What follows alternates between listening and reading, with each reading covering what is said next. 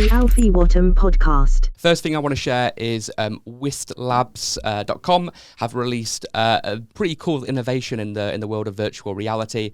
For those listening on audio, now is a good time to turn on the video. Essentially, I know you guys have seen this clip, but just showing it for the people at home, you can pop on a VR, sort of AR, mixed reality headset, and you can click a button and see memories that you've recorded before in the past. So there's a very cute memory of a baby. Everyone loves babies. And there they are in the living room. Obviously pretty interesting tech, pretty groundbreaking innovation, and something that was sent to me, and I was like, yeah, this is definitely something we should have a chat about. So virtual reality obviously has been interesting places in the news, but starting to see some pretty cool applications and use cases. Let's get your reactions and thoughts to this. Damien, when you see that clip, what's your perspective? Yeah, no, it's good tech. It's interesting. I think I see good use cases for it. It is, I guess, that next generation in terms of, it's videos and, photos and so on. And I think I can see it being used in, I guess, like, the social media phase, sphere as well. But yeah, I do actually, I like it. Yeah. It's quite nice. Yeah, I think it's pretty cool, right? It's quite cool, yeah. What do you think, Alex, when you see that? Oh boy, I think it's creepy.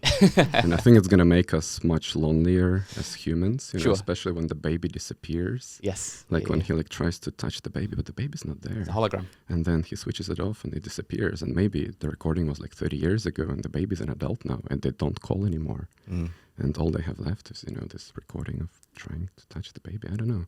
Maybe. I think we are living in an increasingly lonely society. Yeah. And I'm afraid that this will contribute to increasing loneliness when instead of making new friends, you replay videos of your old good experiences. Yeah. But virtual reality definitely is quite isolating to a degree. Putting on a headset locks you in your own individual world, doesn't it? But it's fun. But you can do it with people, if you have a multi-user virtual reality experiences, I think it's great. Yeah. Because it makes sure that you do not use Earth's resources. Yeah. You don't go somewhere, you don't fly on a plane. You can meet your friends from different countries in virtual reality. And that's much cheaper, less taxing on Earth.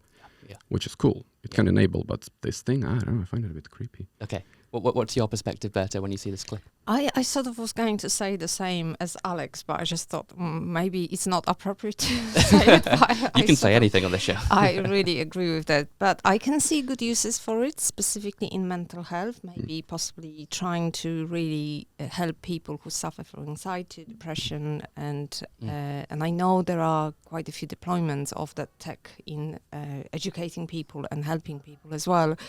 But I do agree that there needs to be a border between the real life and this life, and some people might lose out on that. And I can see it a little bit in my son as well on a personal story.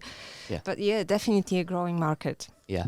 I mean, you raised an interesting point a second ago, Alex, where you said about this could make people isolated because the vision of virtual reality was to connect people and bring them closer together. That was, Meta's whole ethos, right? And they did that really well. You could argue with Facebook, with Instagram, with WhatsApp, but virtual reality potentially could be not achieving what it set out to be, because we see a lot of the younger generation, I suppose, addicted to TikTok. But then what happens when TikTok becomes inside VR and then they're just living in this sort of thing? Do you think VR is going to be a really positive thing for the world, or do you think it might make people more socially awkward and that sort of thing? You posed the question, so why don't you kick that off? Well, I think it's a tool, first of all, and it depends how you use it and what applications are developed for it. Yeah. Right now, there is Oculus, of course, and you can use Oculus, but the problem is if you go there are 10-year-olds. Sure. You go into nearly any application that's free on Oculus, that's public, and it's a lot of 10-year-olds whose parents gave them VR headsets just not to educate them, and to be like, here's a toy, go play with it. Yeah. But as more tools are being developed, maybe we're going to have better applications, and because it still can be social as long as it's moderated. because the moderation is a massive problem, but we're having this new developments in like ChatGPT that can help with moderation, you know? Is this 10-year-old being rude right now? Should they be kicked off or something like that? Because you cannot just freely moderate VR with humans. You don't have enough humans. But if we have technology that does that and actually educates and guides people in their life journeys as they use these applications, I mean, sure. I mean, I think it can be as good as meeting people in the room right now. We could be in VR. Why not? I mean, Mark has tried to do it with people. I've been in VR rooms before where it's just people with very high squeaky voices, which is cool. And then you see somebody walking by with a shiny glow on their head, and they're a member of staff working for Meta moderating the room, and one by one you see the kids disappear. And they have made it so you have to be a certain age, but obviously anybody can just click a button. It's not scalable. Like you need like some automation for that. Yeah. Well, what's your perspective, Berta, on the implications of people being super introverted, socially awkward, potentially because of this sort of technology? So because probably I'm really very much people-oriented person, people in the room person, I just can't see it for myself. I can definitely see it for younger generation, and I do think it's worrying. I think it's worrying because there's so many mental issues amongst youngsters now, and I think part of it is due to the fact that I might be old-fashioned here. They're not going out and playing the ball with the others. You know, they're not really playing in a forest. But it just makes them alienated being in that room. Even when you in your headset space, it's probably not for me. Yeah. But I can see, like Alex pointed out, good points in terms of education and helping, educating and helping. What if there's no difference? What if you cannot know that I'm not real? That's a $1 million question. That is a scary bit. Oh, the We forest talked is about not that, didn't real. we? On our last episode, we had a clip with the world's most advanced video game graphics. It was the Unreal Engine, and it was a clip which you could not tell the difference between real life and VR. I think that was more on like a console, but when that gets put into VR, then we're in trouble because and they can simulate smells as well now, right? Yes, so they have technology for that. Yeah, we got. How about touch? Yeah, we can. Oh, they're gloves. Gloves. Yeah. You got gloves. You got smell. You've got movement with the VR treadmills. The only thing that you don't have is taste because I don't really know how you can do that. But well, wire to the brain. Neuralink. Yeah, you probably could. What's your take, Damien, on the social side? Yeah, I think growing up, I just remembered being in the house was the most boring thing to do. You grew up sort of playing outside football, whatever it is, just having fun, climbing trees, doing things as kids. And I think, things have changed significantly. Kids are, even my kids, it's a struggle sometimes just to get them out the house. Yeah. There's everything that was outside brought into the house. And, this is just taking it to that next level, with the VR technology and agree, it can lead to, we have to be mindful of, how is it affecting our kids mentally? It can have an impact. So it's something that we have to sort of regulate, see how we can, have tools that we can use to sort of monitor the usage, and which I'm sure, of course, they're already. It's interesting because I think might have been in India, I'm not quite sure, where there was a small community where they literally locked down the Wi-Fi for a couple hours in the night. Oh, wow. And they really have people policing just to make sure you can get a fine if you are using, the Wi-Fi during that. I'm not saying we must, that's where we should be heading. But, they found that, the community was a bit more cohesive when they did that. It was, people were finding things. They were having dinner together as a family. Yeah. They were doing these things. So it was quite interesting, that, the community actually accepted, they were actually embraced the fact that they were doing this. And it was actually bringing families back together. Yeah. So it was, quite interesting. Maybe it won't work here, but, it's, we probably need to see how we can sort of find a way to moderate it just a bit. What if the dinner is in VR?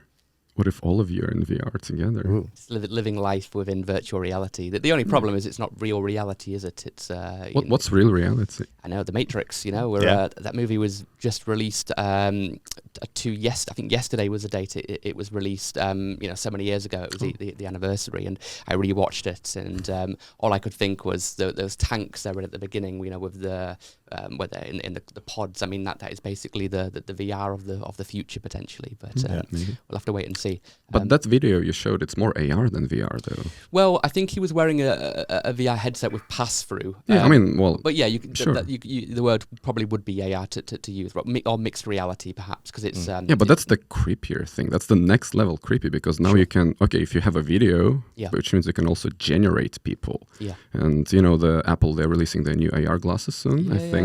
WWDC in a couple of months. Yeah, so if in people June. wearing them, they'll be like Yeah. fake people walking around. You don't know who's real, who's not. Yeah.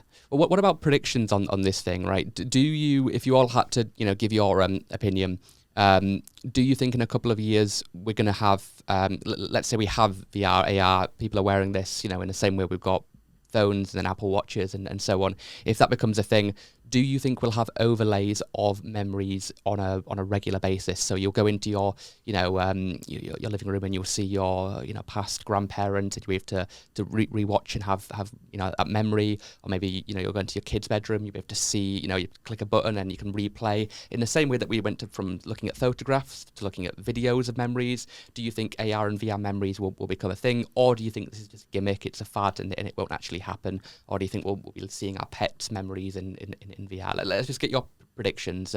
Berta, do you think it's a potential hit or a flop? So, in short, I think it's a potential flop, and of all of the ideas we're discussing today, that's my least favorite one. Okay, no problem. Damien? You know what? I think it's gonna take off. I think it's gonna be that next level. Yeah. I think it's inevitable. I mean, as I say, we do need certain regulations around it, but that's just where it's gonna go. Okay. Alex? If there's money in it, Yeah. it's gonna take off. Of course. Well, I mean, there'll be a free model and then a way to monetize it with a paid one. I have no idea. I mean, I probably would say it won't be as popular as a photo or a video, but I think there'll definitely be a good chunk of people that enjoy this sort of thing. But you need the breach of the market first. You need people to have the devices, and they Yeah. cost money. So, yeah. Yeah, I mean, that's a big thing, right? But I mean, people bought computers, people bought laptops, people bought phones, and the watches, and then perhaps glasses are the next thing. Maybe, but they've been around for a bit. Like, how many people have like an Oculus, for example? What's the market penetration right now? Surprisingly, more people bought Oculuses than Xboxes last year. So Really? yeah, they are being sold at a bigger quantity than people realize. Just the usage, the daily active users is not where it needed to be, but the tech is just not there yet. Yeah, there's no killer app as well. There's nothing to really bring you back. It needs to replace your phone. When VR, AR can replace your phone, that's when it will be used on a daily basis, I believe. Hey, thanks for watching this YouTube video. If you want to see more like this, please remember to subscribe, and I'll see you in the next video.